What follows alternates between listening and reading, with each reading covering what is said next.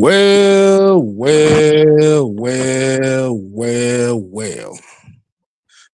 As you see, is in the morning side of things, as you already know, the six-man convo and Mad Mike NFL doing the damn thing this Yeah. morning.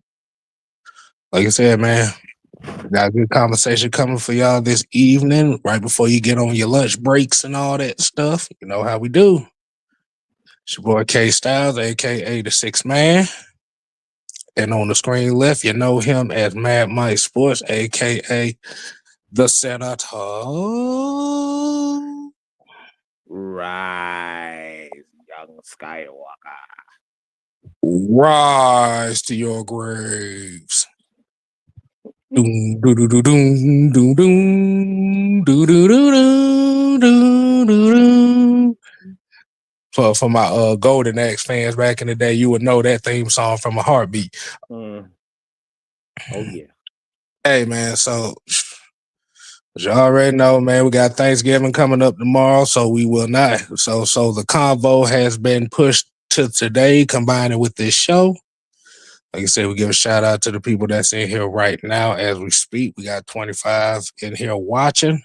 We got Pat Noyes. Got my boy Lee in the building, and got my boy Leo in the building in the chat right now. Yeah. So if you're new to any of the channels, you make sure you go ahead and hit that subscribe button. Hit all the notifications, and we're going to do the damn thing the right way. So, Terry Lloyd, what's going on, man? Maurice, what's happening? And the only reason why you see me early this morning because I'm off today. So 9 times out of 10. Yeah. If I would have been on the show with Mike, you'd have hear a bunch of forklifts and a bunch of horns going off right now. G Trey, what's happening? So, hey man, Mike, man, what we got in store for this morning, man? Well, good God Almighty. Somebody's actually calling me. Y'all won't even believe who calling me right here. It's my old buddy LaDonna, who's in Texas right now. No. I'm actually texting her right now. She's been doing her coaching thing. She's a coach. Oh yeah. I mean that shouldn't surprise anybody that's an OG to this channel. LaDonna is the OG of both of us. Mm-hmm.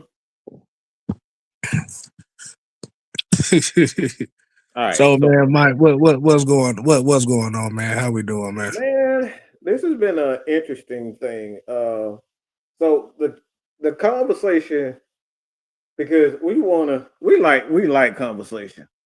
We like conversation, and we've been accused again, K Styles of what the hell have we been accused of this time? God damn, bro. Okay. It's the same thing. It's the same thing. I'm about to say, can I go one season without being accused of something? It's incredible, man. It's fun though. I swear these motherfuckers got some low self-esteem issues or something.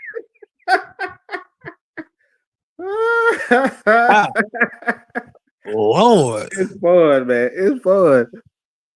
And you guys, I'm sure you guys have seen the comment. If you haven't, this is why we having the show. I mean, it's one of many reasons why we having the show. But this is the topic of the show, and so someone didn't like the fact that we, and I find this funny. So you telling me we're going to have to break down somebody's comment again? Yes. So let me pull up the comment. All right. So okay, okay. So give me the backstory of what we dealing with here. The conversation was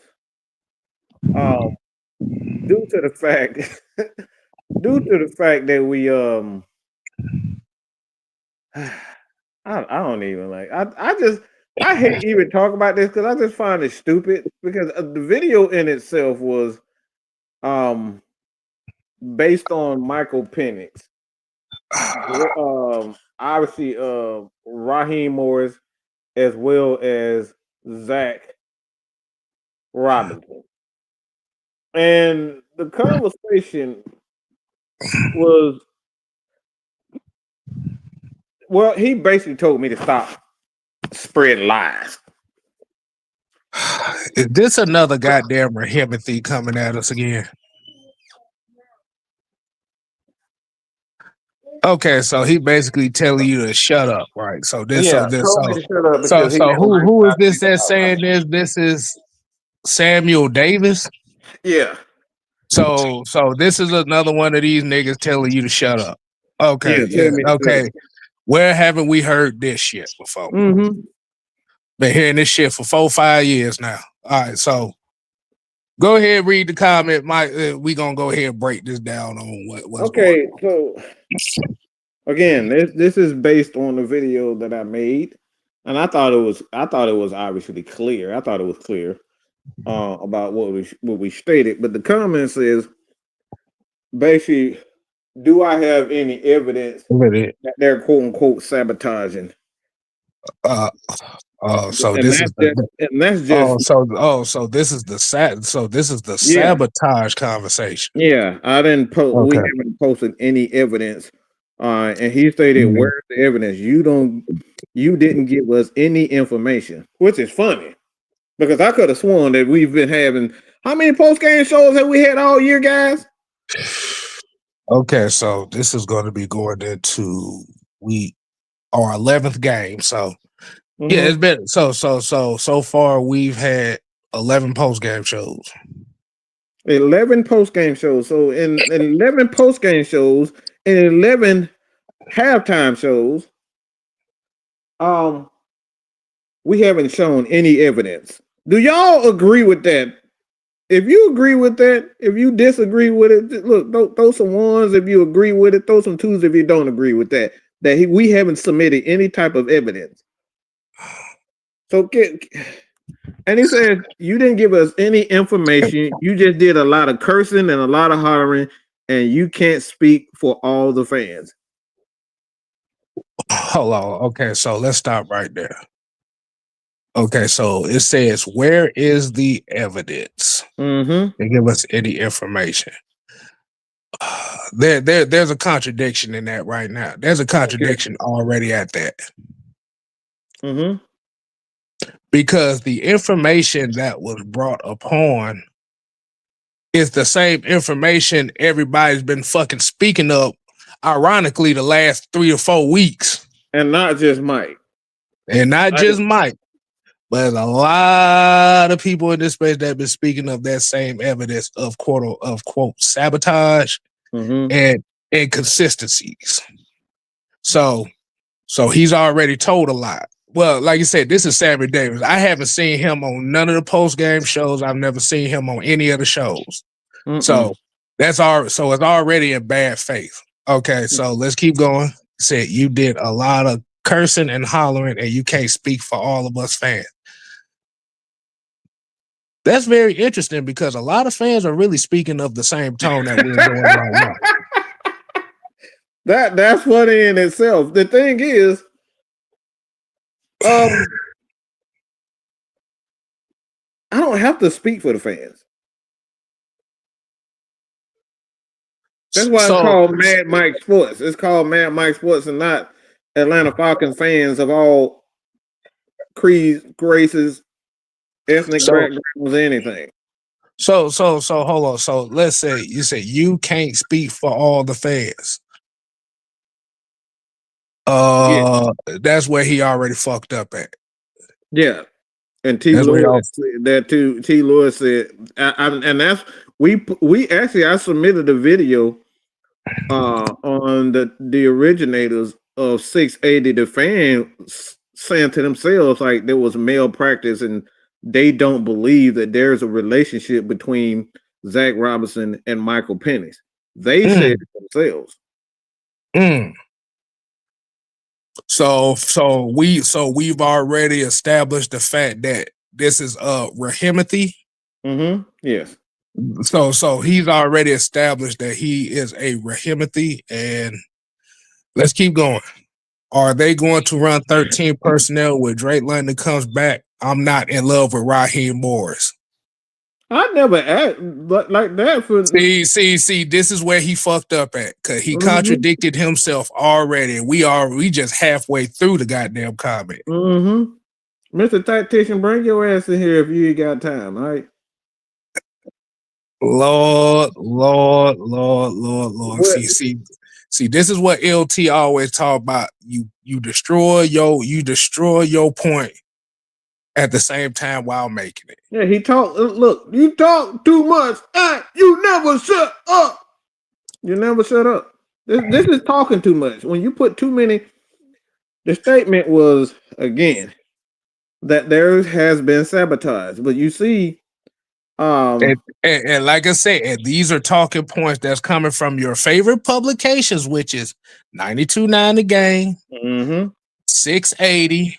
mm-hmm, You got the AJC. You got Blog and Dirty. That's already came with these talking points. Ironically, right after we done already pointed the shit out literally a month ago. So mm-hmm. we're gonna leave that. So when he said you can't speak for all the fans, well, majority of the fans is thinking the same thing.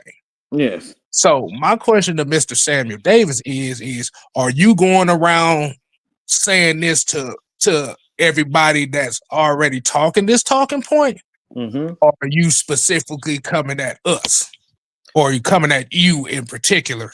Mm-hmm. Because I noticed, because one thing I've noticed a lot of times is when it comes to these conversations where a lot of these criticisms that we may have of such and such players, I notice these guys never go at anybody else because, like you said, we watch everybody's channel in this space.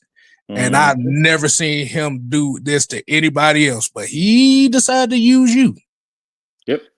That's very interesting to me. Joker here. How you doing, sir?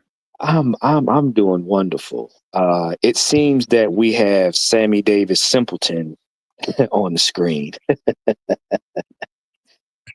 All right, boys and girls, get your pens and pads out. We're gonna have a words mean something segment. This gentleman kindly just said that we don't speak for the fans. No, we don't speak for the fans because we speak for ourselves. The fans just happen to listen and reverberate what we said. Okay? I have a real big problem with one specific part. It's where it's halfway through where he says, "I'm not in love with Raheem Morris." And that's the part right Yep. there in itself Yeah. where I'm looking at like, so what was the point? So what was the point of all this? Okay, now You he's gonna tell you evidence. That's the crazy part.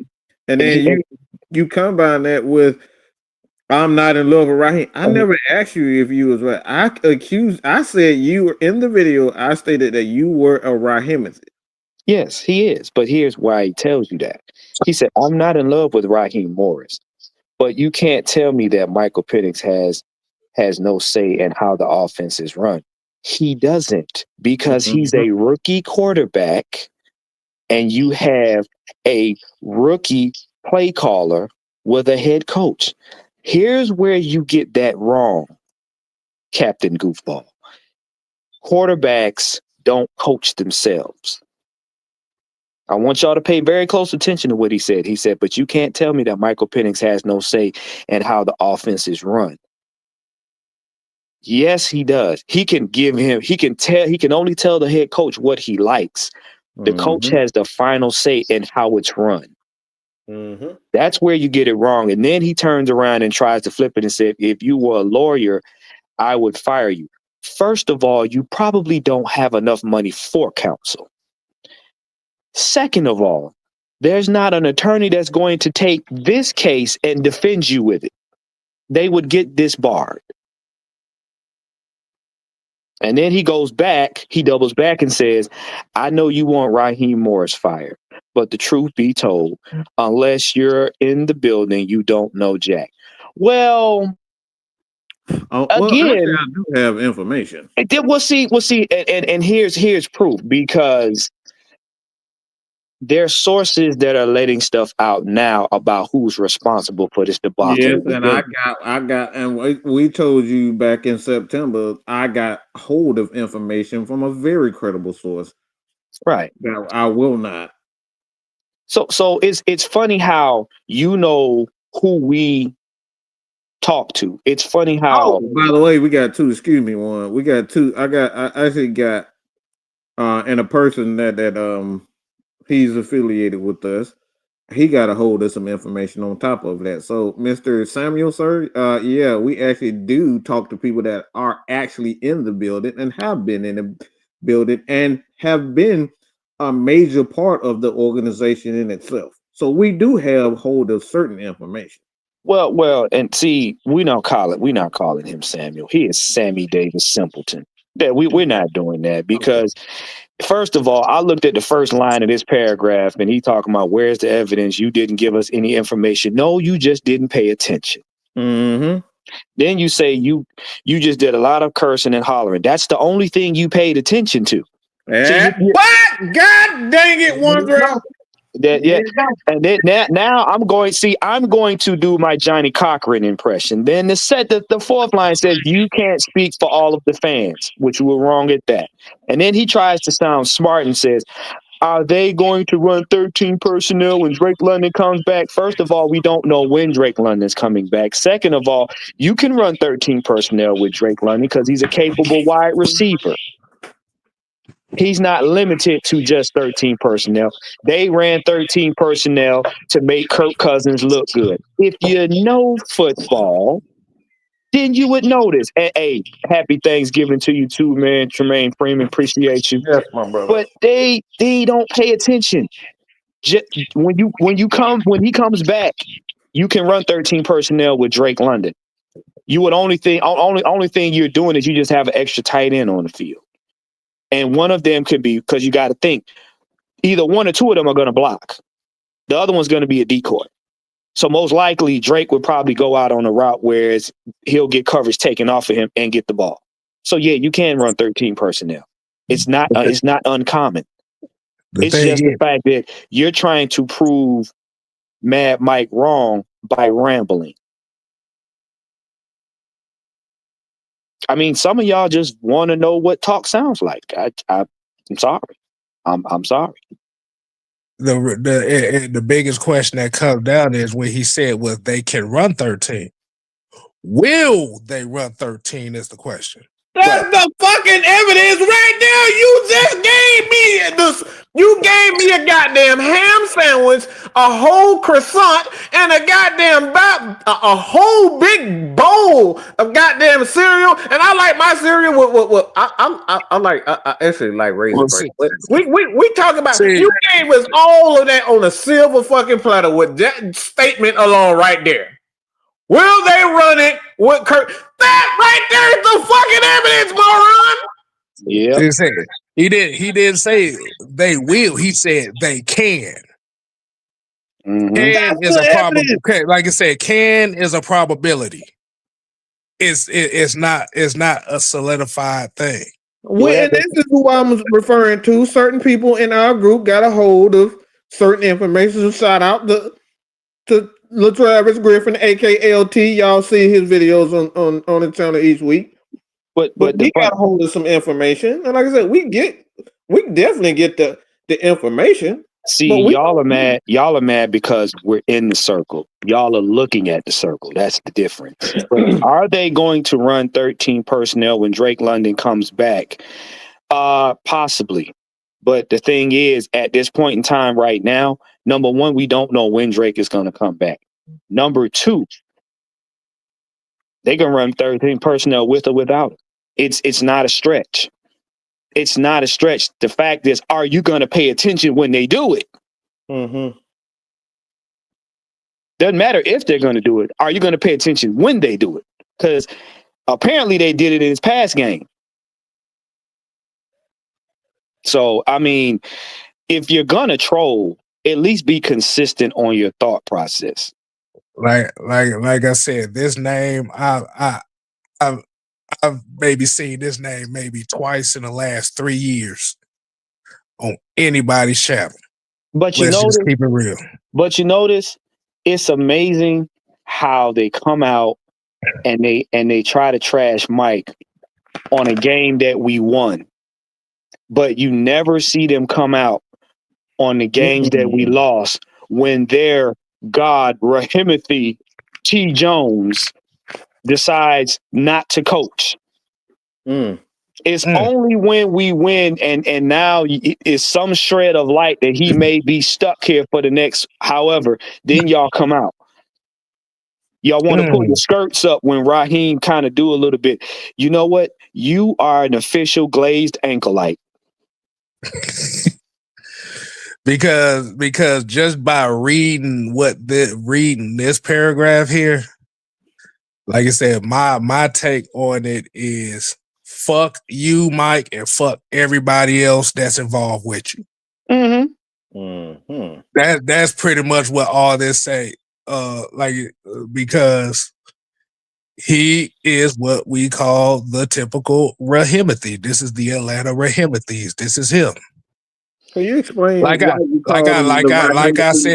said before, Mr. Samuel Davis. I think the last time I see him involved with any channels involved on this side was maybe about a couple years ago. Oh, and Tremaine, what you want to know what a glazed ankleite is? A glazed ankleite is just what he said, just like Kev said. He basically wants people to bend over so he can fuck them. And that's what it is. He likes touching them toes. I'm sorry. Touch your toes. Touch your toes. See, pretty much he wants to be the Thanksgiving turkey stuffed, but that ain't none of my business. So for everybody that's looking at this and just reading it, for me, I'm kind of a keep it simple, stupid type person. Even though these motherfuckers always be trying to tell me that I act like I'm the smartest guy in the room. I didn't know common sense made you smart, but whatever. But like you said, just by reading this in itself, it just basically just told Mike, shut up, shut the fuck up. Don't talk about my man like that. Yeah, right. Hold on. Don't mess with my man. I'm gonna give it here to you. My man. No. What's that? What's that 808 song? Hey, don't you violate me. From the front, then the back. So it's very interesting that he says you can't speak for all the fans, but he's telling you to shut the fuck up. Yeah, that's funny. That is very, very, very like that right there. That line right there already is. But you know what? Let me run this down right quick. It's I'm just about to show y'all. All right, so there's quite a few people that I actually follow. Okay, and these people have all used those exact same words. These exact same words that I've used. Sabotage. Hey, I'm just gonna name a few that I subscribe to. For my ATL Sports, I've seen him say the same thing. 680 the Fan, A1 Sports, aka Chris, Falcon Pandemic. I've heard Dustin say this shit, aka Mr. Big Low. Sorry about that. I use his government name, but he'll get over it.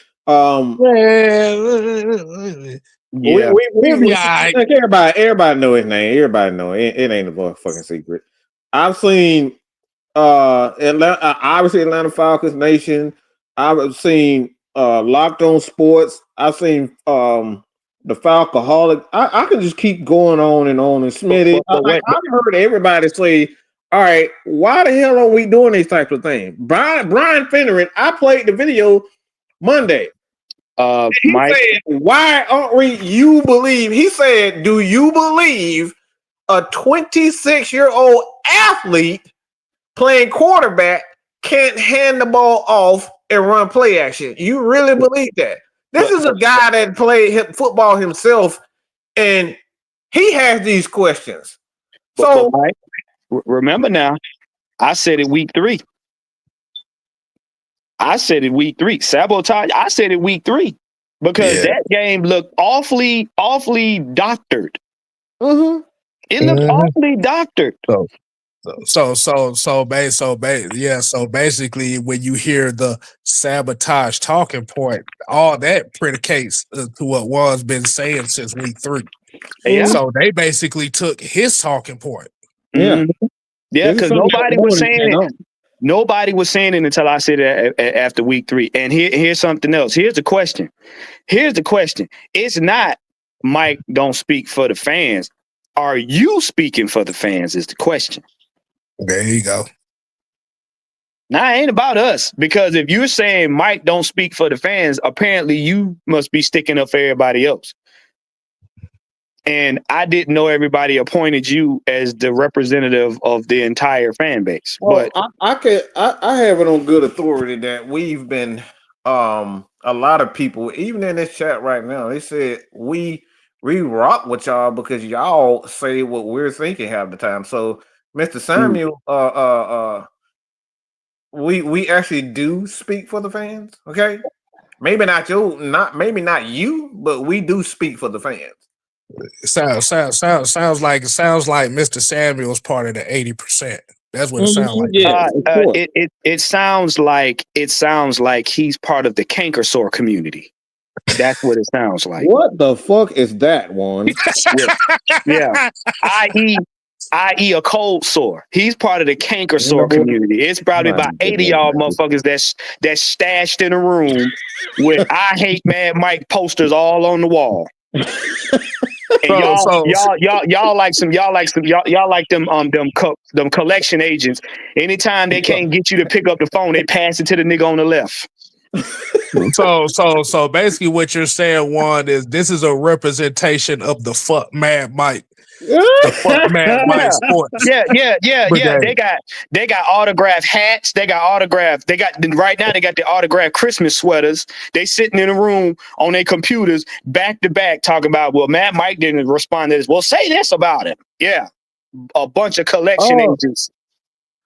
We see, like I said, we've dealt with the fuck Mad Mike brigade all year so far. So basically, what you said, this is another one. This is another one of those that just came out just to say fuck you, Mad Mike. He the next one up in the queue. That's all it is. He the next one up in the rotation.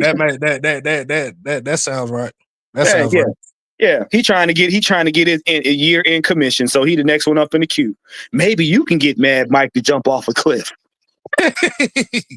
So you said he was sent by the 80% to be the next one? Yeah. God damn. Yeah. Yeah, he don't want Mad Mike to have a good Christmas, so he get him to jump off a cliff and maybe he'll stop talking.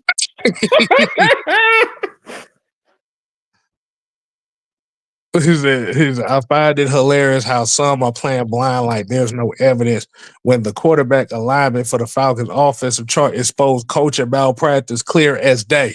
I mean, literally. Drew Brees said it during the publication. The entire game, he said Michael Penix lines up 90% of the time.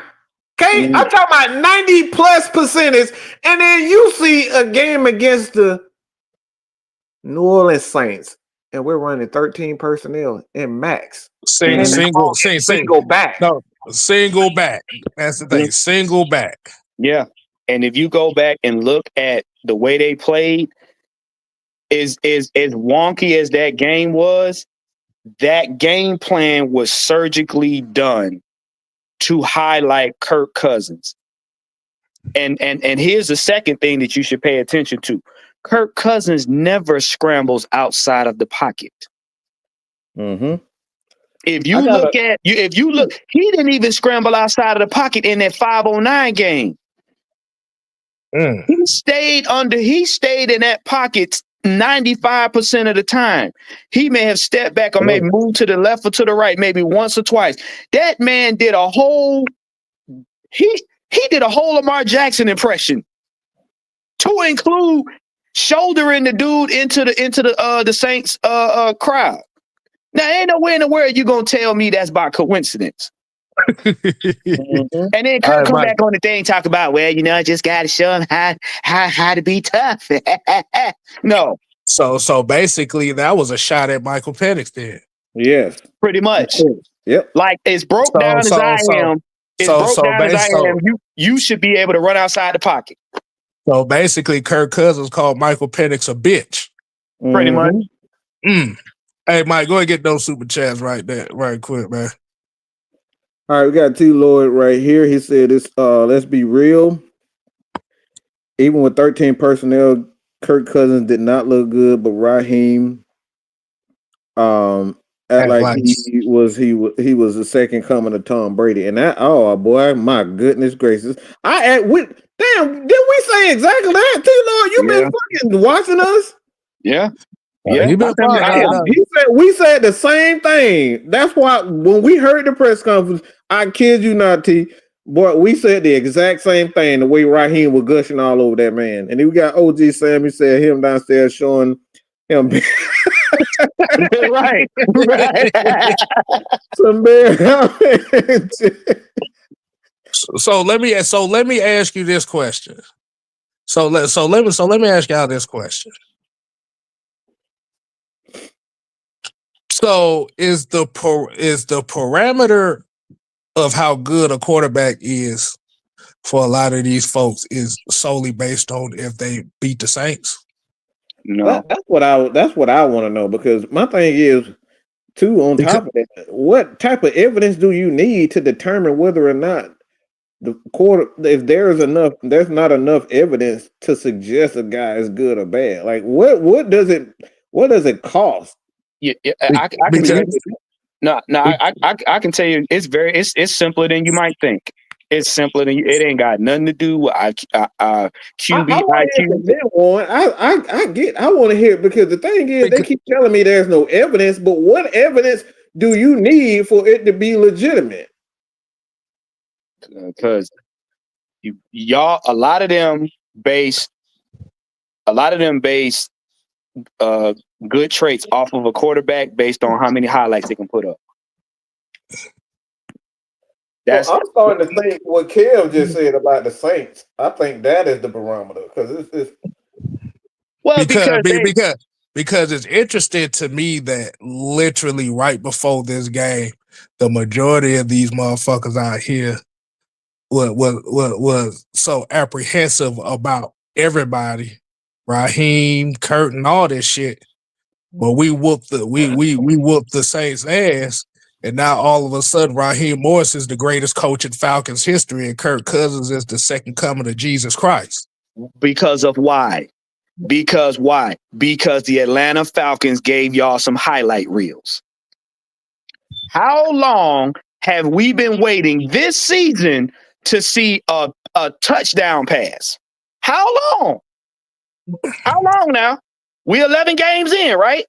How long have we been waiting? We've been waiting for Michael Penix to throw a touchdown pass like Kirk Cousins all season long.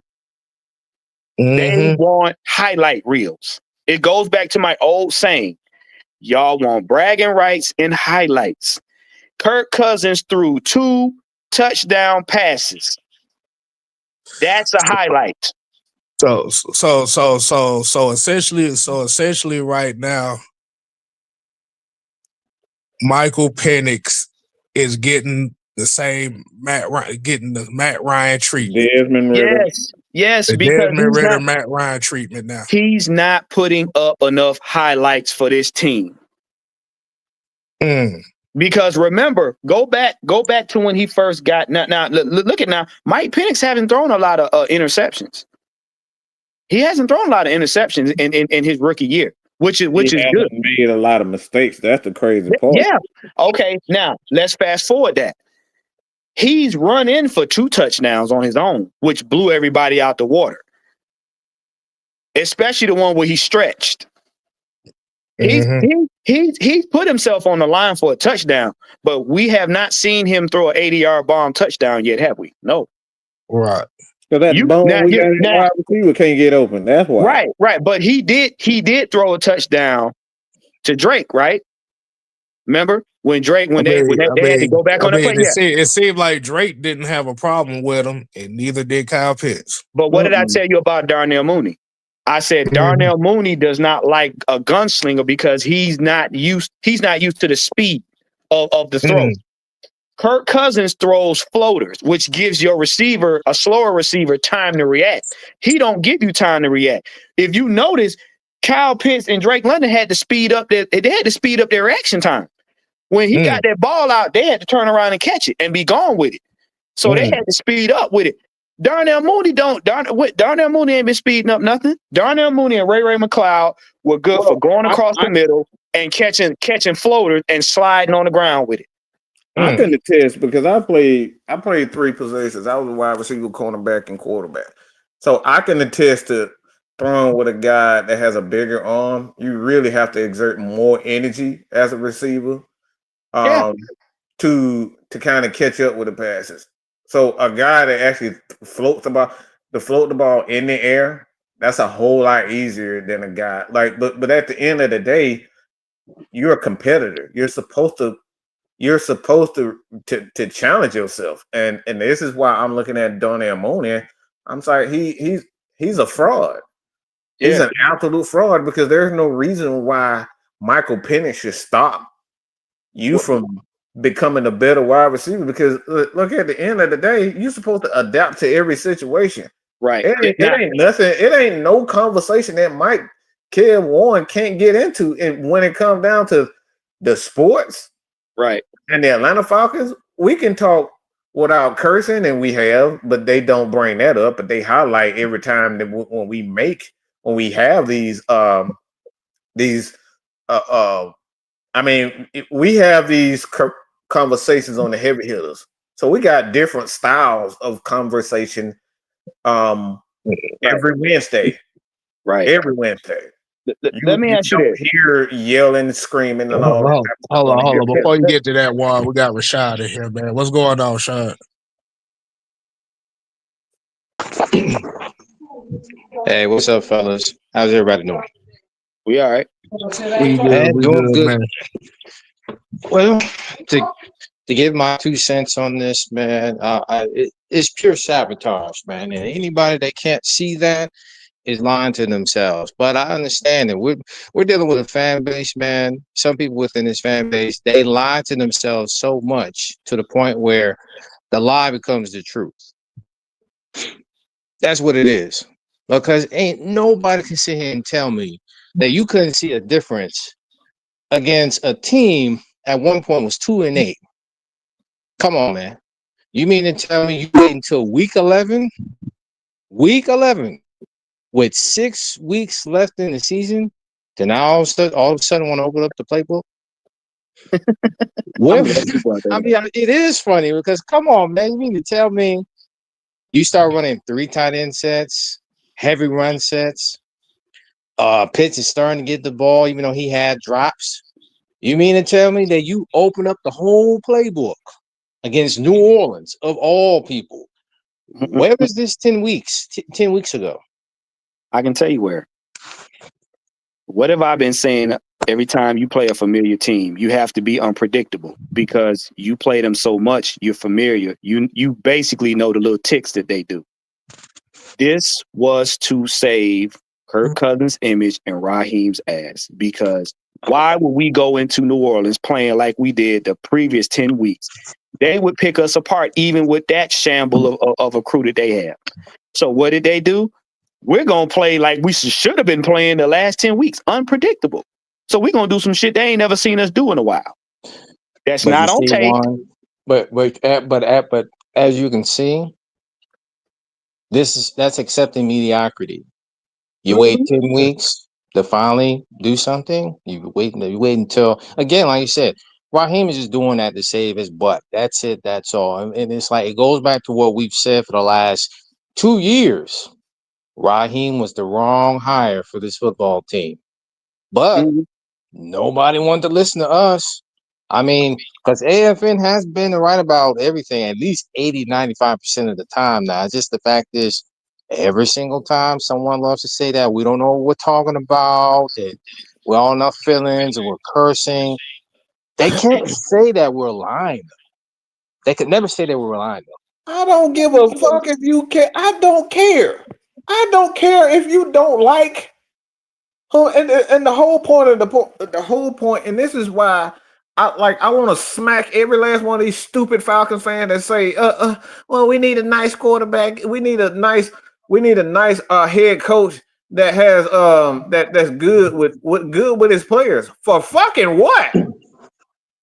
Oh, we need to make them His job is not to come up and listen to solely Michael Penix, okay? His job is not to kiss Kirk Cousins' ass. He got 53 plus what? 14, 15 plus guys? Right. On the practice squad that he need to be focused on. If he's sitting up here getting information only for Michael Penix, then he's failing as a head coach. His job is to accentuate every person on this roster. Yep. Okay. Yep. My thing is, I look. Let me give you an example of why I'm talking about. For me, how me and Kev have always trained people.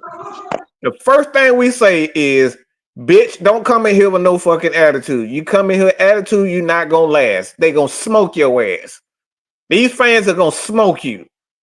They're gonna cause you to get on live air and say something stupid and embarrass yourself. So always keep your fucking composure and stick to what you're saying. The moment that y'all come in here switching up because the fan got on you, they look, it's like blood. It's like blood in the water with sharks. When sharks sense blood and they sense that you're changed and you switching up, they coming at you even more.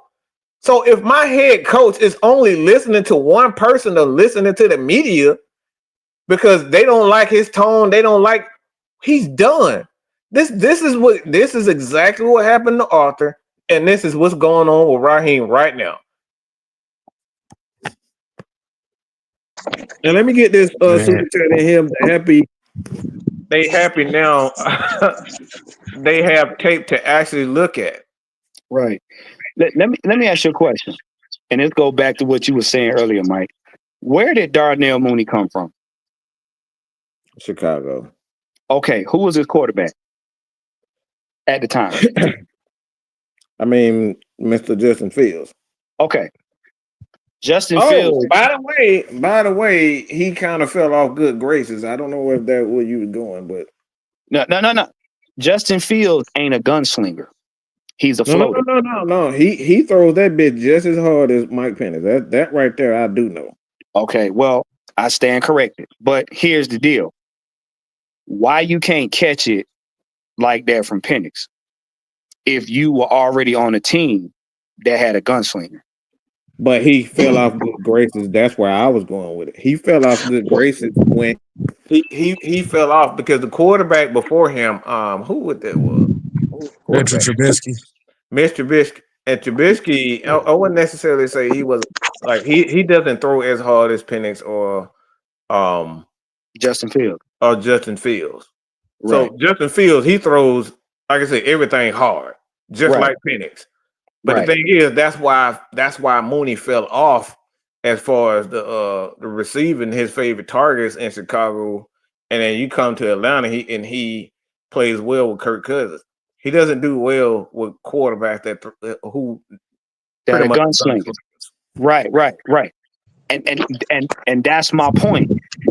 Why would you recruit a guy that can't play with a gunslinger when you draft a gunslinger? Because the problem is that the gunslinger wasn't part of the initial plan from the coaches. Right. And guess what happened? Darnell Mooney got comfortable with them floaters. That is the reason why last season Darnell Mooney had so many catches. He and Ray McCloud got comfortable with the floaters. Because like Mike said, when the ball is in the air, you give your receiver two things. You give them time to see where the defenders are, how close they are, so you can prepare yourself for impact, and it gives you an ability to track the ball more easily. When you have a gunslinger, you have less than half a second to see where the defender is, prepare yourself to get hit, and catch the ball at the same time.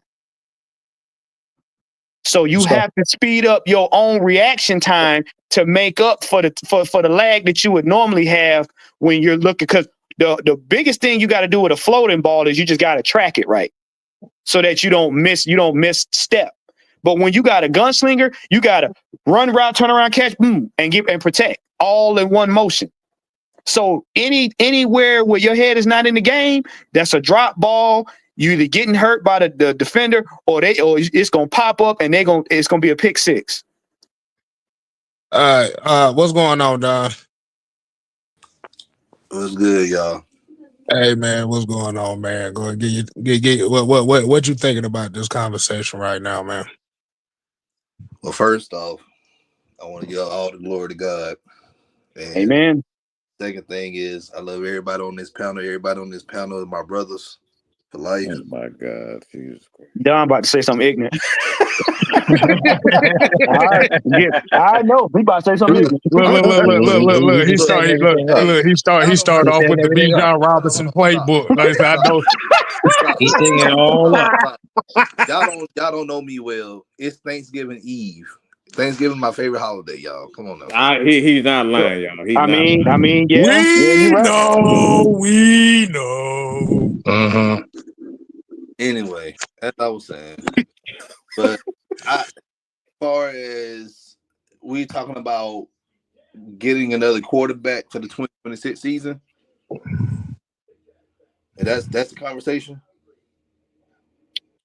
I mean, however you want to spin it, because the main thing is this whole.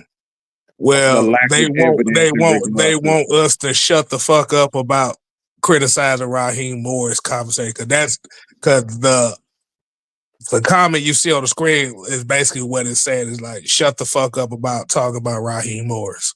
I will never stop talking about glazed ankles. We don't have enough evidence to suggest that Raheem Morris is it. We got 2 years worth of evidence, man. That's actually an 2 extension. years. Listen. We have 18 years of evidence for Raheem Morris. 20 years, you know. Yeah. He talking about before he got here. Yeah, I mean, but when the man wasn't good in Tampa Bay. Then he got a coaching job, position job in Washington with Mike Shanahan. And then we brought him here in Atlanta under Dan Quinn. Dan Quinn got fired, and we gave him an opportunity after we went 0-5, and he didn't do any better. Yeah, he won a few games for us, but that was it. And then we brought him back last season. Should have told you everything you needed to know with this guy. It stems more than just play calling and game planning. It's like how he handles injuries with players and the quarterback situation here in Atlanta and not holding your offensive coordinator accountable for the bad play calling they doing on their end as well.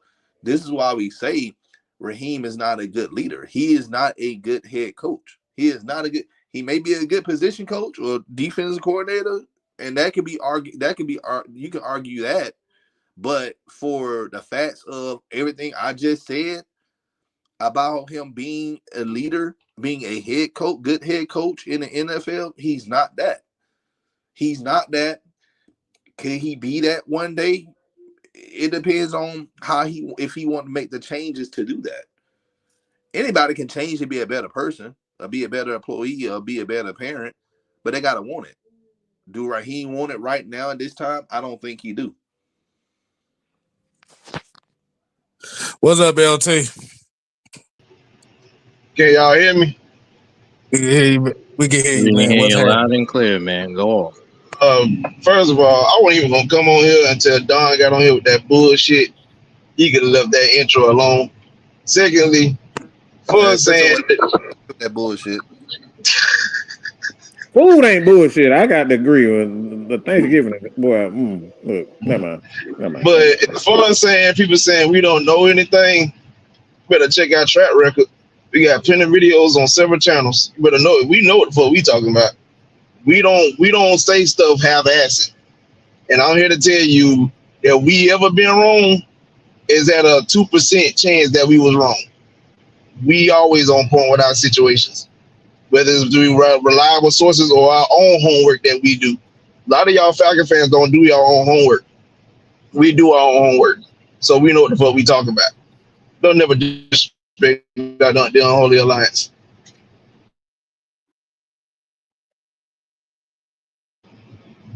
And now I'm on mute. Because the thing that we have to add see now where we're coming at right now with this situation is you got a couple games coming up here, and the biggest thing is going to be is how can you carry success to the next game?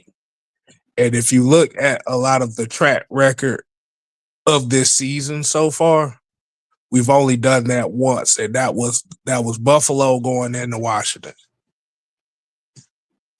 That's been his record all year. That's been his record since he's been the head coach. Right. One big win, and we go on the losing streak. Yep, it's like a roller.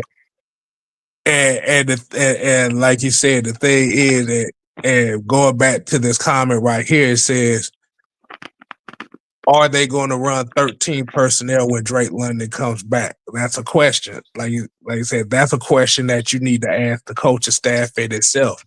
Are we going to have the same intensity from the Saints game going into this Jets game? Because the thing is, and I've been saying it for the last few weeks, the Falcons are at a point right now where you have no choice.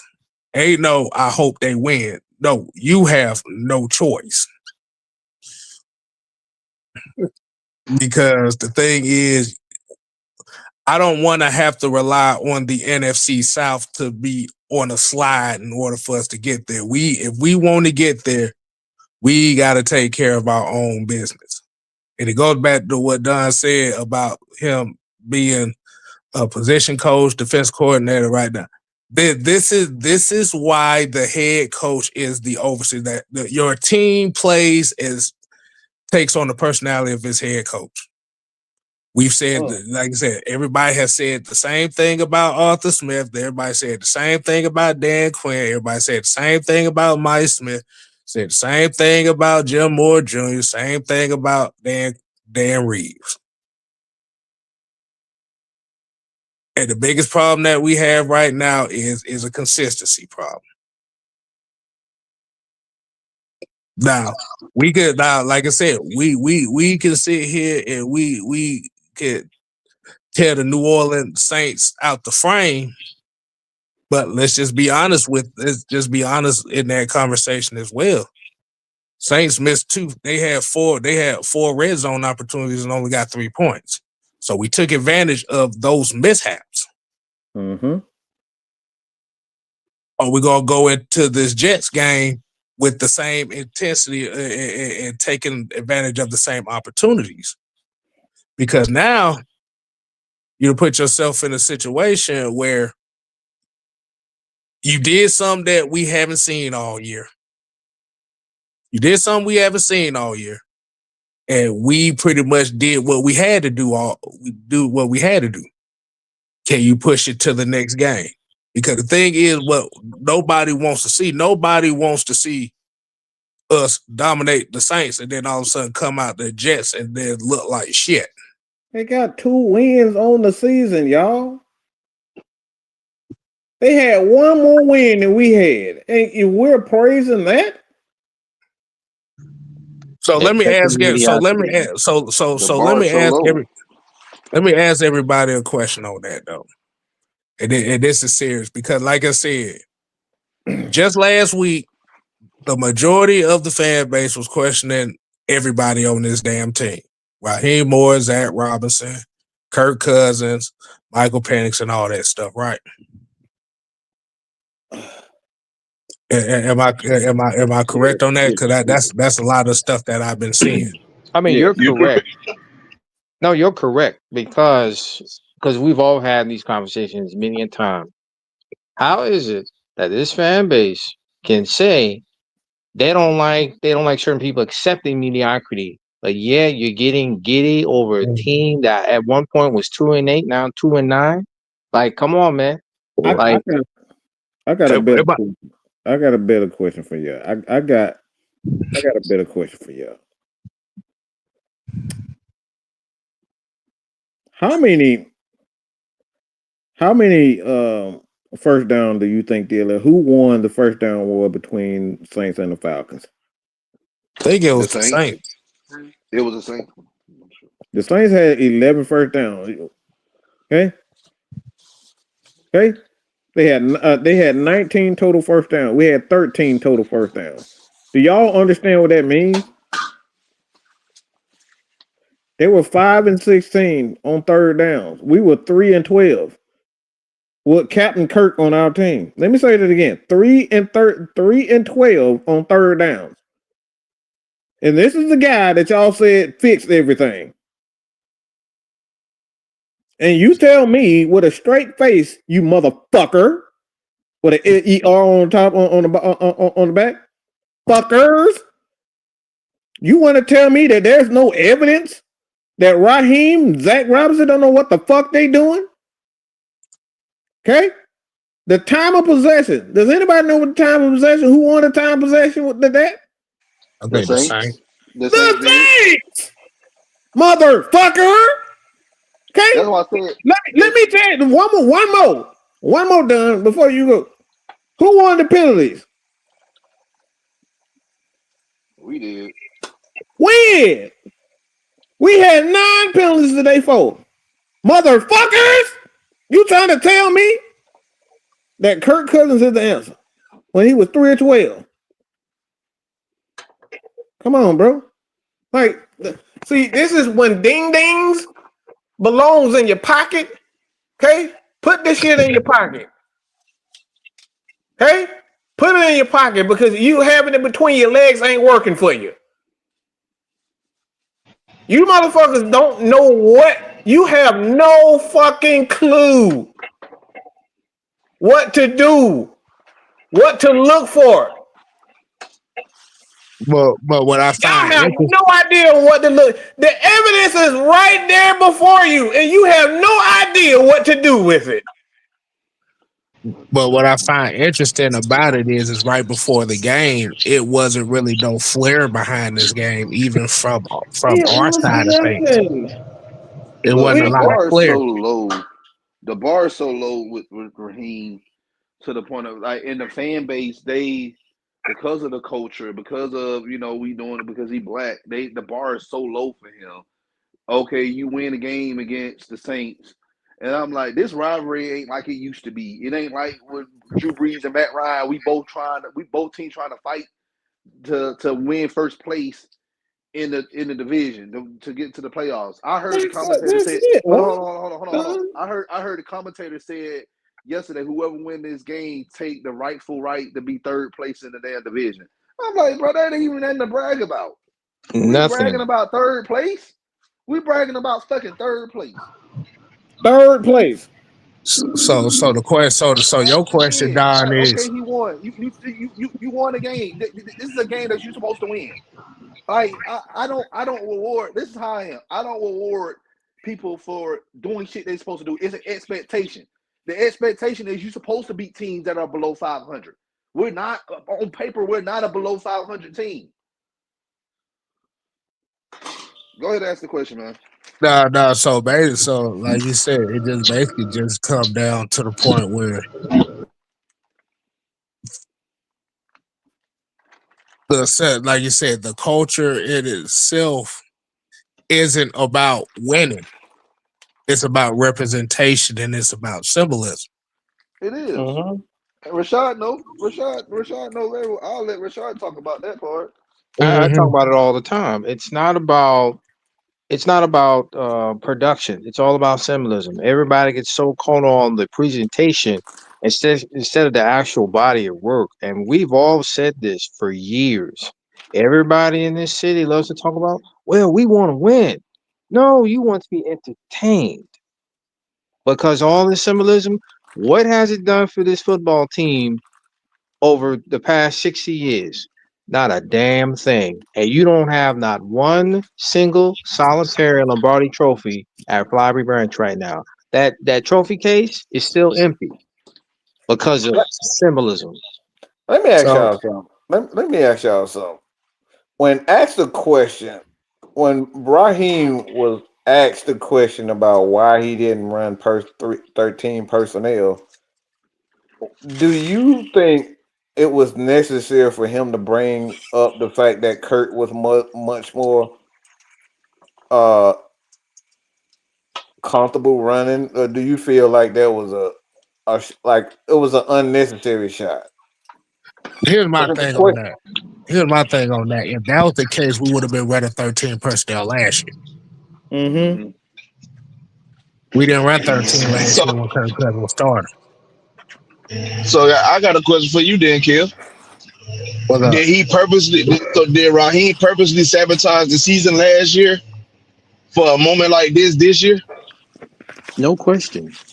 No, I Yeah, don't he think he sabotaged it. sabotaged last year. I just think he thought that Kurt was good enough to get him off the hook. Like I said, That we have to, or he just because we have to look at it from this standpoint. yeah. That or he Michael, just didn't he didn't trust Michael Penix to come in and win games. That's what I see both him and but like. here's the problem that came with that. If Kurt was more comfortable in running like those 13 and those single backs and stuff like that, why the hell was that not implemented with Kirk Cousins last year?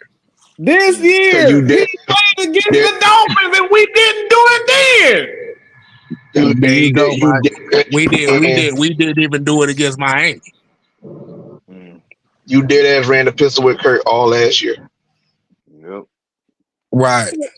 Now all of a sudden you want to run three tight end sets and heavy run sets all of a You sudden. majorly ran the pistol with Kurt against Miami. then. Mm-hmm. Like I said, that's where that talking point where Raheem said he's more comfortable running that 13 and that single back. That's where the talking points becomes uh hypocritical, because it's, if he's comfortable doing this, is this why Kirk Cousins was cussing out Zach Robinson and y'all didn't run that shit? That's exactly why I brought that up, because even last year, he told a fucking lie when he said Kurt likes to be in he likes to be in the pistol. And Mike is more comfortable in the pistol. That's bullshit. You know why it's bullshit? Because before Mike was even the starter, they was running pistol. Yep. Mm-hmm. So what, you can't say that it's Mike, he liked the pistol more. Mike doesn't give a fuck. Mike did a lot of he played a behind center a lot when he was at Washington. A And if you lot. don't Exactly. believe me, and I know a lot of people Exactly. don't watch. I know a lot of people don't watch. They don't watch Pac-12 football or Big Ten football. I know But a lot of John people, does. but a lot of people watch SEC football. A lot of people watch Bama, and all you got to do is watch Kalen DeBoer at Alabama right now with Simpson, with his quarterback, and you come back and you tell me what type of formation they doing. They doing the same. He's running the same thing that he ran with Penix and when he was at Washington. Yep. When he doing Kellen with Simpson and DeBoer Bama. coached him up there. And this is why it's a lie. These guys are liars. Like they are fucking liars. Raheem and Zach are liars. They force both of these quarterbacks to play in the gun so they can experiment to see if they're ever going to be able to do what essentially what the Eagles are doing. But the thing is, with the Eagles, why the Eagles can experiment with their offense, because they have a great offensive line and they have a great Yeah. running game and they have a great defense to be able to get them the ball back. So they And can have a great play experiment. And what caller. I mean by that, the Eagles don't run a lot of play action. What they do, they use a lot of RPO and they run the ball a lot. So they can experiment. The Falcons don't have that luxury because their offensive line has obviously been one of the it's injured. We've had our share of injuries this year. So even with that, the Atlanta Falcons are not efficient enough on first down in order to not run play action. We're not And efficient. Sirianni is a good play caller too. Like people don't give Sirianni a lot of credit. He's a He great is. play caller. Like he knows how to. He knows mixed matches.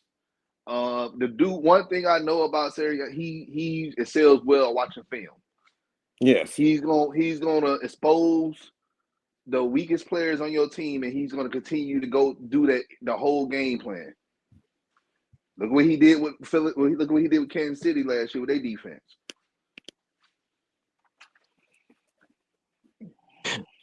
But on a side note too, what I think a lot of people didn't pay attention to. There was a couple transactions that happened, I think, over the last couple of days. I think what they're trying to do with Kurt is that they're trying to give him more leg room, because you did hear they signed KJ Osborne to the practice squad yesterday. Man, they trying to suck. Man, they trying to soften up for KJ Kurt. Osborne They gonna be trying on to the play themselves. This ain't about Kurt. They trying to play themselves. Do not be surprised if KJ Osborne end up on the 53-man roster by the end of the damn week. Because I'm just wondering, nobody paid attention. Not us, but I'm saying I wonder a lot of people didn't pay attention to that. I'm like, yeah, they trying to save him. Raheem trying to save himself by trying to get trying to get anybody that Kurt is familiar with on the team, right? But hey, if people don't want to pay attention to the patterns and they don't want to see the BS for what it is, hey, that's a you problem. But I told everybody what was gonna happen. I told everybody that he gonna do everything he can to politic to keep his job for next season.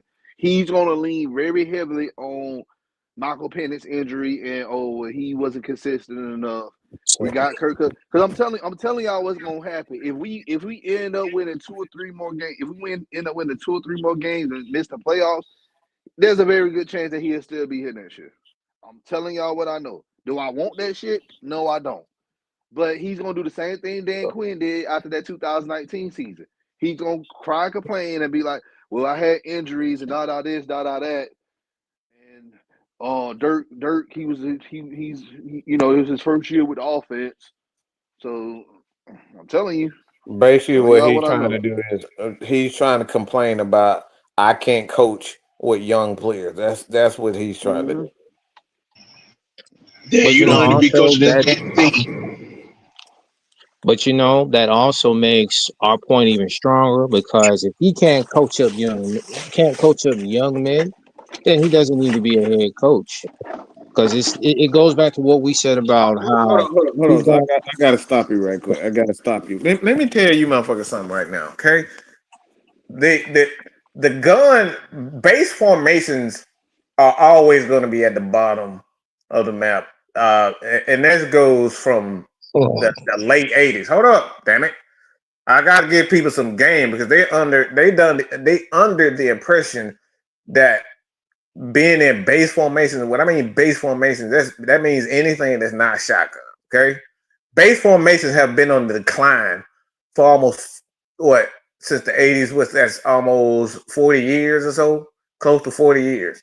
Base formations have been less than 50% for almost 40 years. Okay, so when people say that Penix didn't play under center, what we're talking about is showing certain looks. The base formations right now in the NFL has always been under 65%. All right. Shotguns have been 65% of the NFL since the early 2000s. That's 25 plus years. And base formations have been declining ever since the 80s, the late 80s. So when I hear people say, well, Pitts did, of course he didn't. We're talking about compared to what teams are running now, the successful teams are running. The Falcons don't run enough play action, and they don't run enough base formations. Okay, we're trying to compare. So the base formations are never going to be 45, 50, 60% anymore. That has been on declines for years. So when I hear people say, well, he played in a lot of pistol, he played in a lot of base formations in college compared to what he's doing right now. And I'm about to say the comment here. Shout out to Castro Joker. Let's see. He said I watched a lot of Washington. He did not play under center a lot. He did, but not a lot. Mostly shotgun and pistol. Then he said out of 293 passes, he threw 22 passes on the run the whole year. He is more comfortable in shotgun pistol. Throw under those. That doesn't mean that he didn't play under, that he didn't play in those formations. That's under.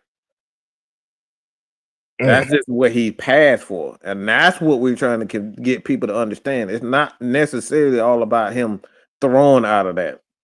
But I would say this too. And I'll say this about that though. So if under center was an issue, so what's the purpose of the quarterback coaches and the quarterbacks in the room to bring that up? Because if I remember correctly, I remember Jalen Hurts last year at Oklahoma, he was in shotgun a lot. Yes, he was. Exactly. And I'm using him as an example, not just as somebody that, they had to work on certain things. Now, yeah, he ran under center at Alabama, but he got ran out of Alabama for Tua Tagovailoa. So now it comes to another question. If the base single back 13 personnel is part of the playbook. Oh my God. My fucking brain hurt. I'm really good. Who the fuck told y'all that bending your knees, okay, is supposed to cause some damage, protect your knees? Common sense is not like, it really eludes a lot of people. So like I said, now. Hold on. So now Castro just segued into another question. Yes.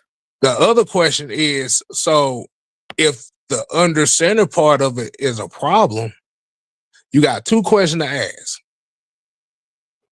What was the real purpose of drafting Michael Penix? Which was a question that we asked during draft night as well. If you paid $180 million for a quarterback, why would you draft somebody like that? That's what I'm getting. And two, while you did draft Michael Penix, where's the quarterback coaches to get him acclimated to playing under center? To it. It's a lot of questions. Like my thing is, look, I'm telling you right now, as somebody who had knee injuries, my knees me moving around actually helps my knees more than standing in one spot. Okay? So that's the biggest question now that and Castro just stumbled onto something. He did. Let me ask y'all a question. What was the real reason why they drafted Michael Penix? Let's say Castro is right. All right. I want to ask Castro that. So, in your thought, why is it the real reason why they drafted Michael Penix?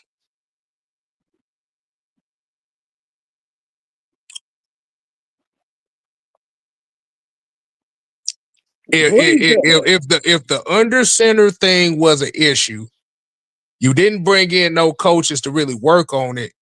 So what was the real point? What was the point of drafting Michael Penix if that was something that was going to be a problem that they didn't want to fix?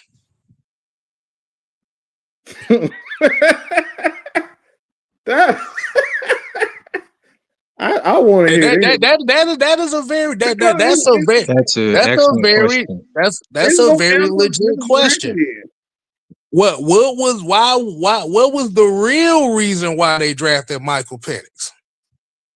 Because the thing is, if that was the case, then it's like you hired a guy with issues.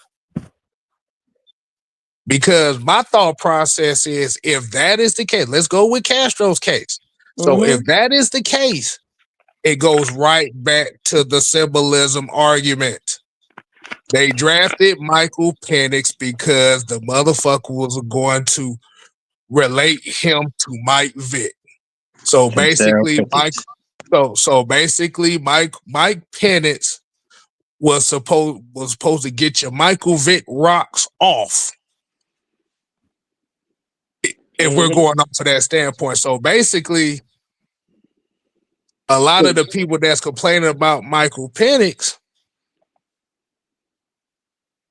looked at Michael Penix as being the next Mike Vick. Left-handed quarterback, black, do-rag, fits in with the quote-unquote Atlanta culture. First name Mike, and he's left-handed. So now you got more questions now that you have to answer. So essentially what ends up happening is now based on what Castro's talking points is, Michael Penix was a symbolism draft pick. Michael Penix was the 2024 draft was more symbolism, and this past year's draft was more UGA. They've been catering. I'm telling you, they've been catering. I know where you're going. They've been catering to this damn fan base, man. They just see basically what all Doug and Kev is saying is we drafted a whole bunch of guys to make y'all feel good. Yeah, blew up in our faces because now you have a quarterback that's going to be sitting on the shelf for the next 12 to 18 months. I told everybody this. I'm like, before you go, hold on. What I'm saying is now you're going to have a quarterback sitting on the shelf for the next 12 to 18 months. Not only that, this is what a lot of these fans don't understand. You've literally wasted 3 years of a rookie contract. 3 years. Oh Lord! It's very funny. It's very funny that Castro didn't answer that question. He came back after that question. It's very interesting. You did what I'm saying? 3 years of a rookie contract. You've hindered this guy's development. So 2 years. So what you saying, Rashad, is Michael Penix was the draft pick that they wanted, but that didn't pan out. There you go. Because he would have represented the culture of Atlanta. There you go. And people, but again, ask people these questions, they fold like lawn chairs, man. They fold, man. So now these motherfuckers is mad because they gave them exactly what they wanted and it didn't pan out. That's what I'm hearing. You don't wasted this man's career. Sabotage, man. Sabotage. That Penix took about 7.5% of his snaps under center, but that was 20th in the nation. Out of 118 starting quarterbacks, that was 20th in the nation. But that's what I said about the base formations, and this is why that shit pisses me off because the thing is the base formations have been dying ever since the early mid about 80 from all the way about to the mid 90s. The base formations have been a dime because of the rise in the popularity of West Coast offense. Yes. So now we really getting into the meat and potatoes because, like I said, Joker ain't came back in here and answered that damn question. So basically, what we're seeing right, like you said, that question, bro. He's not going to answer because it's too sensitive. It's quote unquote too sensitive a question. Like you said, if this became a problem, and now everybody's saying that it was a problem of drafting him that high and drafting him at that quarterback position, all that shit tells me is you looked at Michael Penix as being the next Mike Vick, and he ain't Michael Vicking for y'all. Yep, that's what it comes down to. That's all this shit. That's all this Penix shit is about. But you know what's ironic, though? Now that you mention that, the minute he didn't do what they wanted him to do, they turned on him, bro. Like I said, exactly. Rashad, you said it right there. As Because soon think as about it, all these years they wanted a quote unquote mobile quarterback. They say they wanted a black quarterback and all that. But the minute he didn't do what they wanted him to do, oh, he's a bum. Let's Oh, keep fuck it that. real what it is. Oh, Keep it what it is. look what he said now. He said, I know he can play under center. I'm just going by what I read in the executive's comments. What? Not my words. But But don't if bring that it up if you don't believe in it. Why you bringing it up? Why you bringing it up? why you bring it up? Oh my goodness. Why he bring it up? Now. You gonna talk about some shit you don't really believe in? Like it's like me talking about the boogeyman, motherfucker. Hey, the boogeyman in the closet, y'all. I don't believe it, but he in the closet. What the fuck is you talking about, man? Y'all be up here bringing up shit, and then when you ask you questions, y'all say, "Man, don't get at me, man. I ain't saying they said it." Well, why you bringing it up? You have to Stand on business. Stand on business. What you say. Don't backpedal after we give y'all the evidence to debunk what y'all saying. Right. But here you go. Here you go. They used Mike Penix to quiet the fan base. Well, there you go. Comment of the day. Comment of the day. I'm gonna say this. Standing ovation for Harvey. Standing ovation for him. Let me say this. Let me say this. Yeah, I know you got something, Kev. Please tell me you got something. There we go. Thank you, Harvey. I got something to say, Kev. What's up? I think that since the Arthur Smith experience did not work out, they went back. Because remember, 2021 after the 2020 season, everybody wanted Airbnb and they wanted Justin Fields. So they didn't get that. So guess what? They quieted the fan base to be like, you know what? We can't give y'all Airbnb and Justin Fields, but we'll give y'all Raheem Morris and Michael Penix. Now remember before Justin Fields, it was Deshaun Watson they wanted. Well, no, Deshaun Watson can't. No, Deshaun Watson. No. I'm talking about before Justin Fields. I'm talking about before Justin Fields. I'm talking about drafting Justin Fields, not acquiring him in free agency. I'm talking about after the 2020 season. Because remember the draft. Remember 2021. Everybody wanted Justin Fields. Mm-hmm. And then everybody before we hired Arthur Smith, everybody wanted Airbnb. We didn't hire Airbnb. Right. It was 5 years ago, y'all. This is what we was literally at war with people because of ideologies of what we needed for this team. Okay, they saw Arthur Smith situation didn't work out here, so they was like, okay, well, we're gonna go and listen to the fan base. We can't give y'all Justin Fields. We can't give y'all Airbnb because both of them as ass. So we're gonna give y'all Raheem Morris and we're gonna give y'all Michael Penix. Because remember before Terry Fontenot, it was Louis Riddick they wanted as GM too. Yep, they did. It was supposed to have been Louis Riddick and Eric Bieniemy. And Justin Fields. It was supposed to be those three. Those were supposed to be the next three. Mm-hmm. And it didn't play out that way. And motherfuckers been mad ever since. So why? So because they didn't get Justin Fields, they didn't get Lamar Jackson, they didn't get Deshaun Watson. Guess what happened?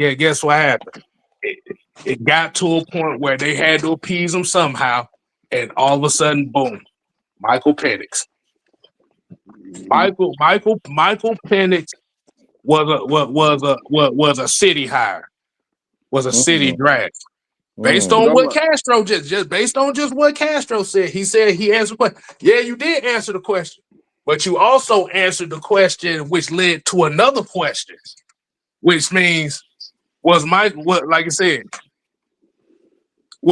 Penix really part of the original plan, or was it a last minute ditch effort for y'all to shut the hell up? Mm-hmm. It was a last ditch effort. That's what I think. Night Whisperer said, I tell you, enlightenment is the son of a biscuit. Look, let's use common sense. Everybody off their emotions. Like the evidence is right here in front of you. But we It's try to right tell here in people. front of me. We try to I tell mean, people. the evidence is Quarterback. right there in their faces. It's a to me, ignorance is a choice, man. Either you choose to be ignorant or you choose to have some common sense. That's it. That's all. You gonna say? Cause like I said, my question, and that's why I said that win against the Saints, even though it's a win that we supposed to have, was going to make people ask more questions than it did ever. Mhm. Because the Yep. thing about it is if the question now is Mike Penix can't play under center, what the hell are the coaches doing to help him acclimate to that? That's what Who was the Brian scout? Finneran and that's what John Michael said. They asked like if he couldn't do it, what the fuck did you draft him for? And yeah, well, who's responsible for drafting this guy? Who's scouting this guy? Like this is the question that should be raised. Like y'all said all this, y'all pulled the trigger for this guy, knowing he got 2 surgically repaired knees, and you know he just spent $180 million on getting Kirk Cousins. Yeah, we knew the issue with him with his Achilles. I get all that. Get all that. But you wasted a draft pick getting somebody that y'all wasn't for sure of. That don't Mm-hmm. make any. That doesn't make any sense. It doesn't make any sense. And then this year you traded to get Pierce, which I'm not mad about.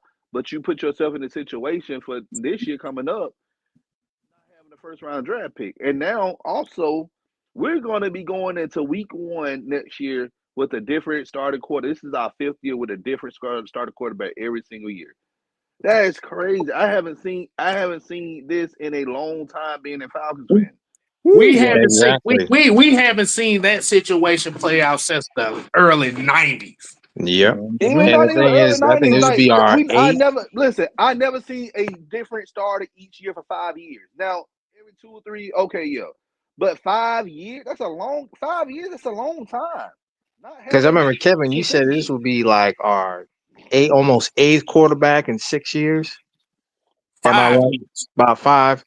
It's 5. That Yeah. yeah, but that alone right there just says you don't know what you got until it's gone. You don't know what you got until it's gone. And Kevin, when you said that this is karma, you are 100% correct. It's just the fact is people won't admit it. I won't say his name, but y'all know who I'm talking about. Shut up, Doug. I'm just saying that like people don't want to. A lot of folks don't want to admit it, but this is karma. Jerome here said Pettis was the sloppy seconds. They really wanted Jaden Daniels strain bait ass. I don't even know if that's true because they really didn't. They didn't really scout him like that as much as people think they did. I mean, when you get quarterbacks like that, you got to account for them dropping in the drafts, and then obviously, if another team decides to take them, you're going to have to play them, and that's why a lot of teams in the scouting process they scout the top quarterback just to get intel on them. So it's not necessarily that they wanted to take him because if they wanted to take him, they could have gave up picks like they did with Pierce and everybody else. So I don't necessarily take that seriously because you got to think what the Falcons did with Michael Vick. They wanted Michael Vick. But when a team wants somebody, they gonna do what the San Francisco 49ers did with Trey Lance. They gave up picks to go get him. So it's not true in that regard. Yeah, it's a talking point. Yeah, the Falcons did in fact scout him and they had sent him more, but that's what you're supposed to do as a scout. You're supposed to you're the intel, you're the FBI when you're the scouts. You're supposed to get any and every piece of information on all the top players because you never know when that guy's going to either drop. I mean, look at Xavier Watts. When the Falcons, when he was sitting right there, the Falcons like, oh no, we got to get this guy. And he kept dropping. It's like, no, this is a top 25, top 30 player in the draft. Like, it's like, no, we got to get him just because he's a top player in the draft. So a lot of times people be thinking because they scout guys that they actually wanted them. Nah. Now, I one honestly think person this is what they wanted. They really wanted. I heard somebody they said they wanted either Joe Alt or they wanted what's the guy name? I forgot his name. Oh, they wanted to trade. They was trying to trade Kyle out of Atlanta to get Brock Bowers. That's what they really wanted. They was gonna draft Brock Bowers at 8 at the position, but they was gonna get rid of Kyle to try to see if they can get some more draft capital. But that didn't work out. Yeah. But they also wanted Joe Alt because you got to think of the contract situation with our both Matthews and McGarry. So That Joe Alt that draft that screwed up the whole draft. To be honest, yeah, it him is. going right there. But I knew. But come on now, I knew Yeah, we Harbaugh was. know. I knew Harbaugh was gonna get Yeah. him. Look, Harbaugh was gonna. If anything, Harbaugh gonna have him offensive line. Mm-hmm. I'm like, damn, this motherfucker done got somebody. You know. Anyway. The man here said just like the Janet Jackson song, "Don't till it got till it gone." Mm-hmm. And Xavier here said, "Been running a scheme that fits this man's skill set instead of pushing their own scheme out just to try to prove a point. Pennis is more than capable of running under center and play action." The thing about it is, every quarterback has the capabilities of doing this. It just depends on the coach that's willing to get him to that point. It's about mixing formations. It's not always about under center. It's mixing your formations to show the defense that you're willing to do other things. Right. That's why I say it's like when you look at the play action, a lot of the play action is really ran on first and second down. A lot of it is ran on first and second down. Those are running downs. Those are typically running downs. That has gone down because obviously the quarterback surges of Matt Ryan, Drew Brees, and all those guys. So it kind of inadvertently kind of shut out the play action game. But now you don't have those types of quarterbacks being developed now. Now you're going to be forced to bring it back because those guys aren't as skilled as those quarterbacks. And this is what you're seeing. Because like you said, now that talking point where Kirk plays better under center, where the previous year where you said Kirk is better off in the pistol, Mm-hmm. it's just like you said, the shit ain't adding up. It's it's just way too much back and forth stuff going on right now. And like you said, Wow. I'm sorry. Go ahead, finish. But like I said, the question is if you bring in a guy that you felt like that can't play under center, if you was going to draft him, why you ain't bringing in guys that help him with that? Exactly. We ain't bringing out one experienced quarterback coach. That black nigger, okay, and DJ Williams, what the fuck is he doing if he's supposed to be the fucking quarterback coach? Why the fuck he ain't teaching Michael Penix how to play under fucking center?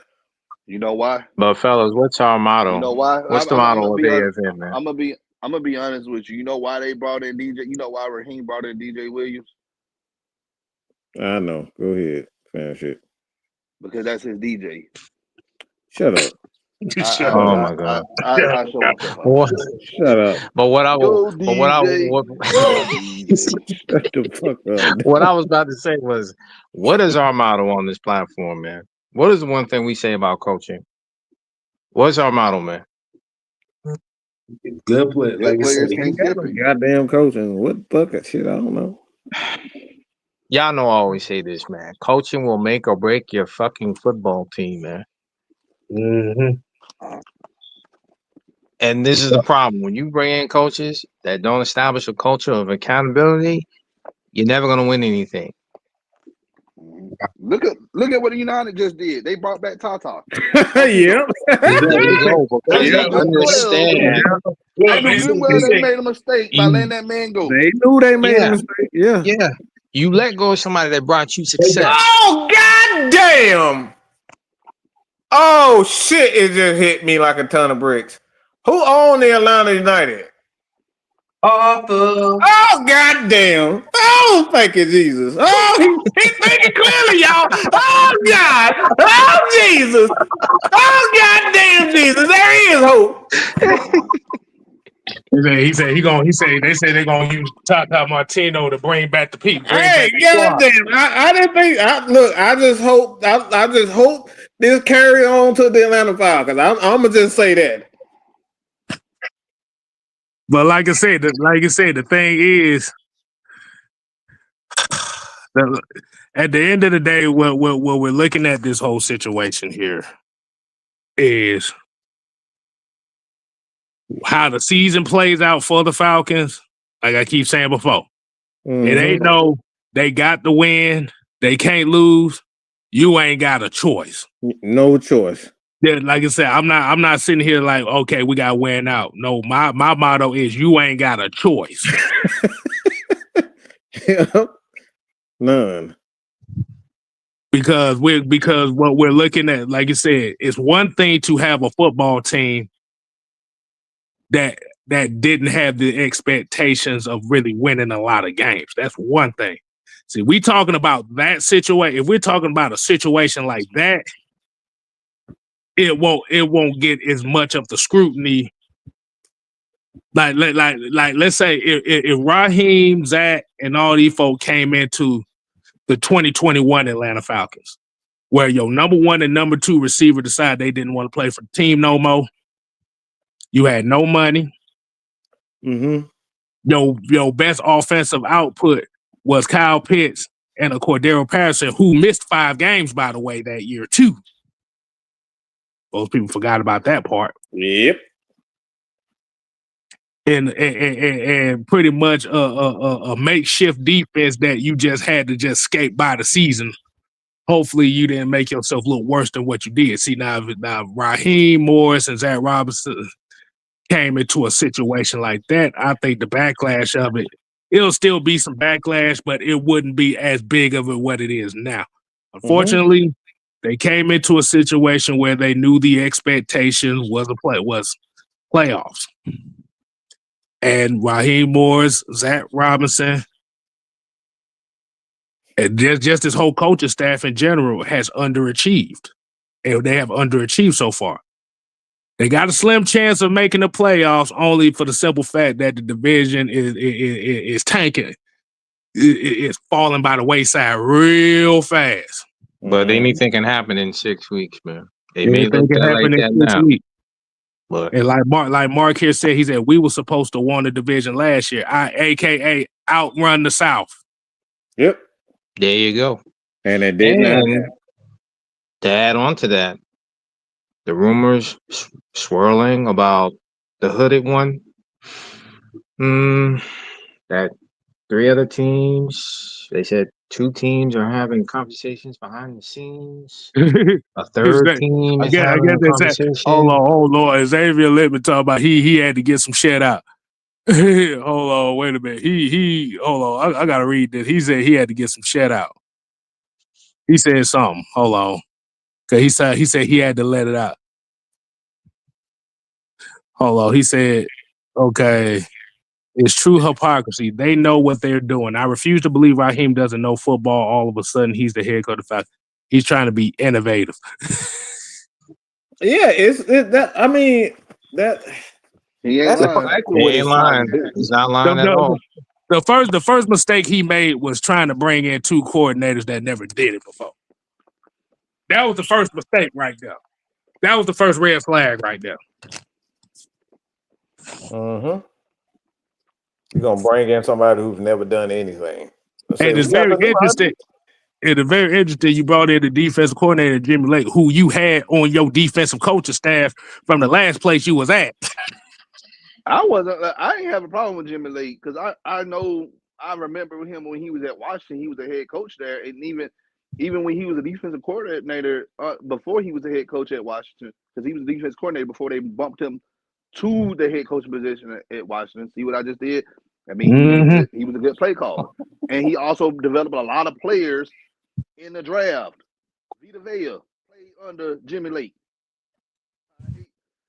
Don't say that. And I can keep going. He did play under Jimmy Lake. No, that's not what I'm saying. Don't hurt their feelings. Cause But here's the thing though, like the man, I didn't have a problem with Jimmy Lake. Now we fired him because we said, oh well, he was the problem. Them motherfucker now in Los Angeles, and they about to be on they about to make the playoffs.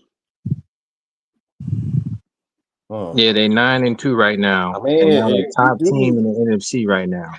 Because he's like I said, he's kind of on a senior analyst thing. Like you say, he's not. He's like for those that don't know what the analyst position is, it's pretty much kind of like an outside source of guy that's within the organization that helps develop the game plans for whatever side of the ball they're on for the team. Pretty much doing what Jerry Gray did. Like what Jerry Gray doing, he doing the same thing. He's a senior guy. He knows as far as defense, situational play call, and what we need to do on defense in a certain situation. If we're down or if we up, like because the defense coordinator they got defensive coordinator. Yeah. He's he's an outside source for the coordinator. They just put it like that. And also, he works with the offensive guys to watch film and see that, hey, this is what the opposing team's doing on offense, so this is what you need to do to attack it. That's what he does. So I'm like, but we let somebody go like that because Raheem wanted to look good. He wanted to throw somebody under the bus. And knew good and well Jimmy Lake wasn't calling on them. He was not calling their defense. Because he play a lot. Because Jimmy Lake play a lot of press. He do not do zone. You go look at Washington defense from 2014 to 2022. They play a lot of press. They don't play zone like that. Hell. You ain't even gotta go back to that. You gotta go look at that Rams defense they had when they won Super Bowl. They wasn't playing a lot of zone like that either. Well, Lake wasn't on that team yet. He wasn't there yet. But they still had the same principles, is what it's saying. Mm-hmm. That's why they what they did with that Super Bowl team, McVay said that, hey, he told Raheem, we using what the fuck Wade Phillips used. You run that same defense. There you go. Yeah. There you go. So we're gonna go ahead and get up on out of here, but like you said, man, I guess everybody go ahead and get their final thoughts out the way on this.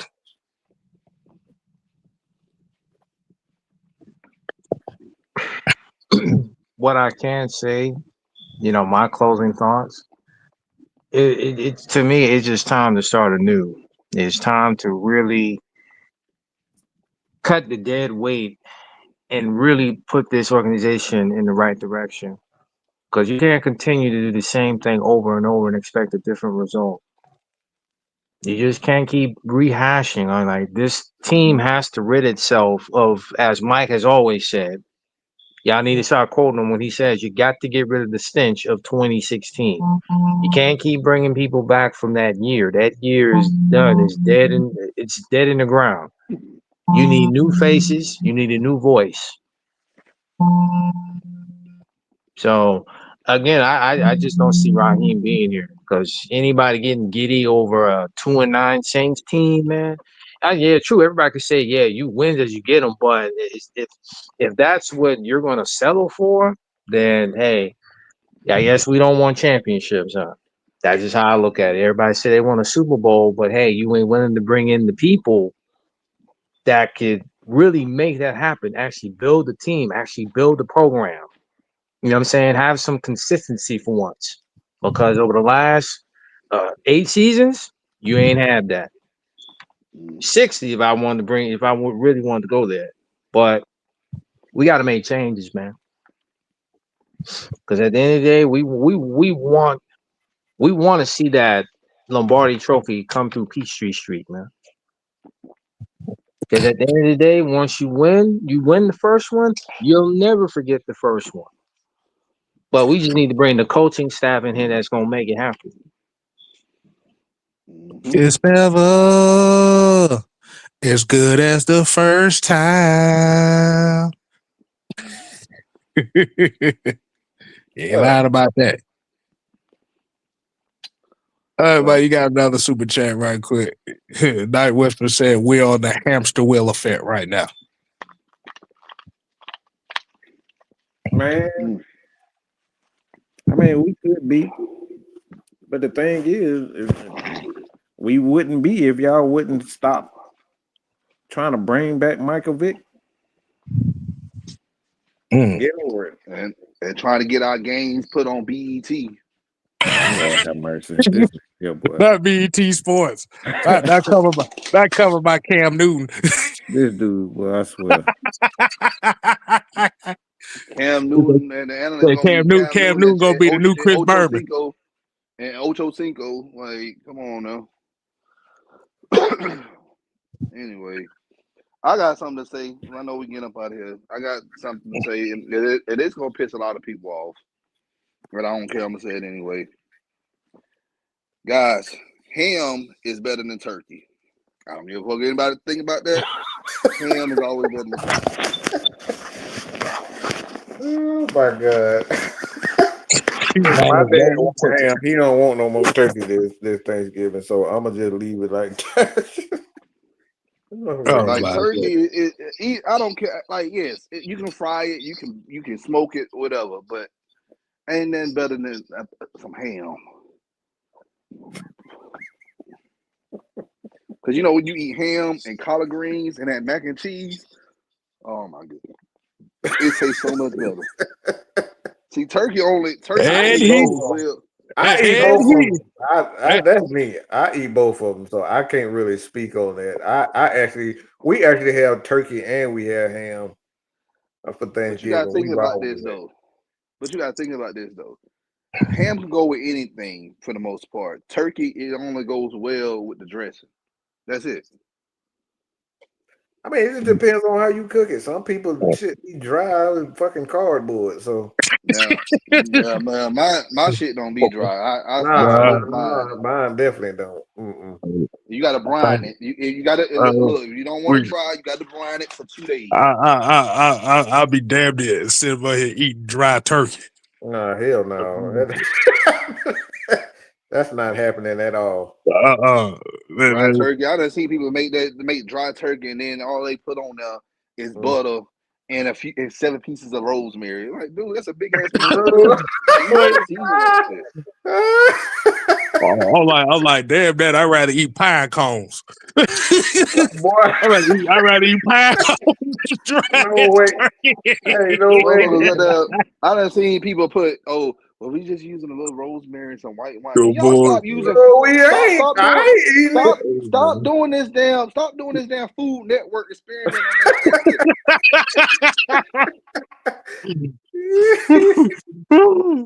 Man, I wish we could do reviews of all these bullshit ass recipes I see online. But we do a whole show review on that shit, boy. This shit gonna be fucking hilarious. Cause boy, I got a whole bunch of shit that I done seen. Man, who you telling? y'all don't want to see me pissed off with people fucking up food. And shit. No, I'm good on that. I seen a video. They was talking about what they call it, Friendsgiving. They don't call it Thanksgiving. They call it Friendsgiving. You know why they call it Friendsgiving? You know why they call it? You know why they call it Friendsgiving? It's a bunch of friends that get together and they'll get with all of them collectively cake fucking cook. And they know they friends because they're not gonna be real with each other. Tell them how the shit tastes. No, I'm gonna be straight up honest with you. No, this shit trash, bro. I don't eat everybody. Oh my god, boy! It was a dude. His name was Beavis. He made a cheese broccoli casserole. What? Another motherfucker came in there with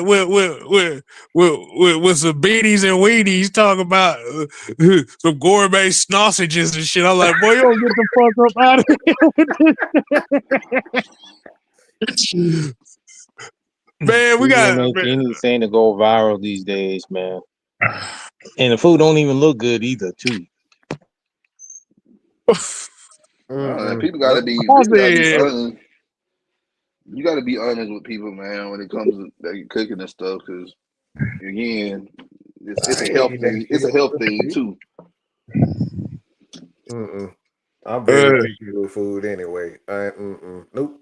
That motherfucker making runny ass macaroni and cheese, nigga. I'm like, boy, you don't get that bullshit up out of here. I'm telling y'all right now, if the shit, if the shit sounds like wet pussy, it ain't cooked. It ain't cooked enough. Wow. What you talking about? You use the P word. Oh man. It's supposed to be cooked. Look, it's supposed to sound like that before you cook it. Exactly. Not after you cook it. Exactly. It's supposed to be. Like I said, it ain't supposed to be. It ain't supposed to be. If your macaroni and cheese sound like that, it ain't cooked. Get the fuck out of here. And all right, another man, we thing, getting up one more out of thing, here. and one more thing. It's cranberry sauce. The only cranberry sauce we eat is out of the damn can. We don't eat that relish, cranberry relish. What? Oh, I made this with real cranberries. No, don't nobody want to eat no real cranberries. They want it straight out of the can, man. We want the can with the ridges on them. The ridges tell you. Yes, we do. Yes, we They do. want it straight out the can. Yeah, the ridges indicate what big of a slice you need to cut. You dig? Exactly. So we're gonna get up on out of here.